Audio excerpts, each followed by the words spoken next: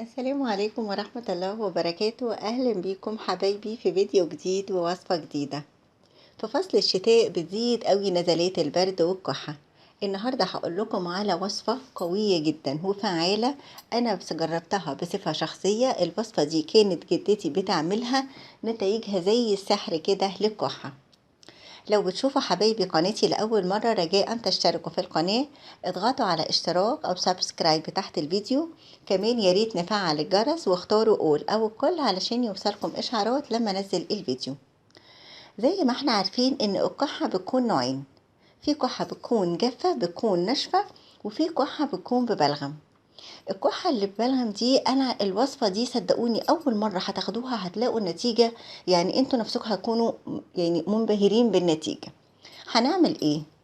هنجيب 2 فنجان زي اللي قدامنا كده، وبعدين هناخد ده عسل نحل طبيعي وده عسل اسود. العسل الاسود ده اللي هو بيكون معمول من قصب السكر. هناخد كمية متساوية من العسل النحل الطبيعي والعسل الاسود. مثلا هناخد 1 معلقة من العسل النحل و1 معلقة من العسل الاسود، وهنحط كل معلقة منهم في فنجان.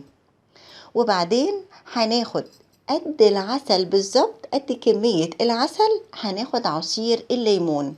يعني لو أخدت معلقة من العسل هناخد 1 معلقة من عصير الليمون. ممكن تضاعف الكمية زي ما انت عايزة. بنعصر الليمونة وبضيفها على العسل، وبعدين بتفضلي تقلبي لغاية ما بيمتزجوا تماما. ممكن يكون صعب شوية لأن هو بيكون طبعا جامد عشان البرد يعني، فانت هتقلبي فيه لغاية ما يمتزجوا مع بعضهم تماما. وبتعملي ايه بقى؟ كل نص ساعة، اول يوم كل نص ساعة بتاخدي، شايفة ان المعلقة الصغننة دي معلقة بتاعت ايس كريم، بتاخدي 1 معلقة من الفنجان ده و1 معلقة من الفنجان ده، يعني كأننا بناخد 2 معلقة كل نصف ساعة، واحدة من العسل النحل والتانية من العسل الاسود. على اخر اليوم او بعد اول مرة بتلاقي نتيجة زي السحر كده. تاني يوم بنخليها كل ساعة، وغالبا تالت يوم هتكوني خفيتي تماما، مش هتحتاجي ان انتي تتناولي الوصفة. لكن انا بقول علشان تدوب اي بلغم بيكون موجود. صدقوني نتائجها هايلة جدا جدا وسريعة كمان.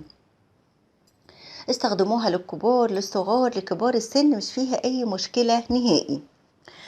تعالوا بقى نشوف لو الكحة دي بتكون جافة هنعمل ايه. كلنا عارفين بذور الشبت. بذور الشبت دي بيكون لها تأثير سحري جدا لعلاج الكحة. بنعمل ايه؟ بناخد 1 معلقة من بذور الشبت، معلقة كبيرة. وبذور الشبت دي ممكن نلاقيها عند العطار، ممكن نلاقيها في المشاتل. هناخد 1 معلقة كبيرة على كوب من الماء، هنغليها لمدة دقيقتين، وبعدين بتصفيها وبتشربيها دافية. وياريت طبعا نحليها بعسل النحل الطبيعي. بتتناولوا مغلي بذور الشبت مرتين، مرة صباحا ومرة مساء قبل النوم. دول أقوى وصفتين ممكن أنصح بيهم للكحة، سواء الكحة اللي بتكون بلغم أو الكحة الجافة. صديقة قالت لي على وصفة بتقولي يعني زي السحر، جربتها نتائجها هايلة جدا. إنها بتاخد كوب من الحليب الدافئ، وانا كان معلوماتي عن ان الحليب بيكون غلط على الكحة. يعني بتاخد كوب من اللبن، وبتضيف عليه 1 معلقة من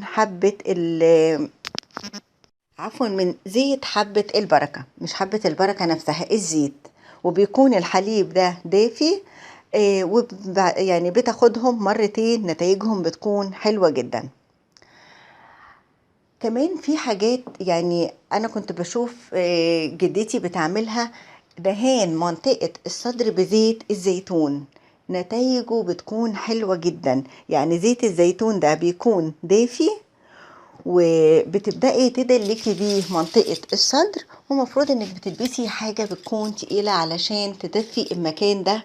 برضو دي من الحاجات اللي بتساعد بسرعة اكتر على التخلص من الدور ده. كمان تناول المشروبات الدافية زي اليانسون، زي النعناع، زي الكراوية، الحاجات دي كلها برضو بتكون عامل مساعد ان الدور ده تخفي منه بسرعة. الوصفتين سهلين جدا جدا، لكن صدقوني نتائجهم حلوة.